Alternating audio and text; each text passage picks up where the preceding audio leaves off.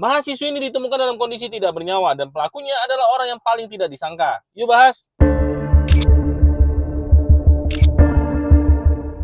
Wanita ini bernama Alexandria Ellie Kostial atau lebih sering disapa dengan nama Ellie. Ellie merupakan seorang mahasiswi berusia 21 tahun yang berkuliah di University of Mississippi, Amerika Serikat. Ellie dikenal sebagai pribadi yang ceria, aktif di kegiatan kampus, dan punya cita-cita besar di bidang pemasaran. Ellie juga memiliki seorang pacar yang sangat dia cintai bernama Brandon. Tapi menurut teman-teman Ellie, hubungan mereka terbilang tidak sehat karena Ellie seringkali curhat tentang Brandon yang kasar, manipulatif, dan tidak mau berkomitmen. Pada bulan Juli 2019, Ellie keluar dari asramanya di jam 1 pagi. Setelah itu, Ellie tidak pernah kembali ke asramanya. Teman-temannya mulai khawatir ketika ia tidak bisa dihubungi. Kekhawatiran ini segera berubah menjadi ketakutan saat Ellie dilaporkan hilang. Beberapa jam setelah dilaporkan hilang, sebuah penemuan tragis terjadi. Tubuh Ellie ditemukan oleh seorang polisi yang sedang berpatroli di daerah terpencil dan berhutan lebat di Harmontown, Mississippi. Dan tubuhnya ditemukan dengan luka tembak ganda. Pihak polisi mulai melakukan penyelidikan. Penyelidikan awalnya menemukan bahwa Ellie telah ditembak beberapa kali dan sempat mampir ke sebuah bar sebelum akhirnya dinyatakan hilang. Polisi pun memeriksa CCTV yang berada di bar tersebut. Seiring berjalannya waktu, penyelidikan mengarah kepada seorang tersangka yaitu pacar dari Ellie, Brandon. Beberapa hari setelah penemuan tubuh Ellie, polisi menangkap Brandon di sebuah pom bensin. Dan saat digeledah, ditemukan senjata dan juga sepatu dengan darah di dalam mobil Brandon. Dan juga diketahui Brandon sedang siap-siap kabur ke luar negeri. Dan yang lebih mengejutkan, saat polisi memeriksa handphone dari Brandon, mereka menemukan bahwa Brandon beberapa kali mencari tentang cara melakukan aborsi paksa, cara melarikan diri dari pembunuhan,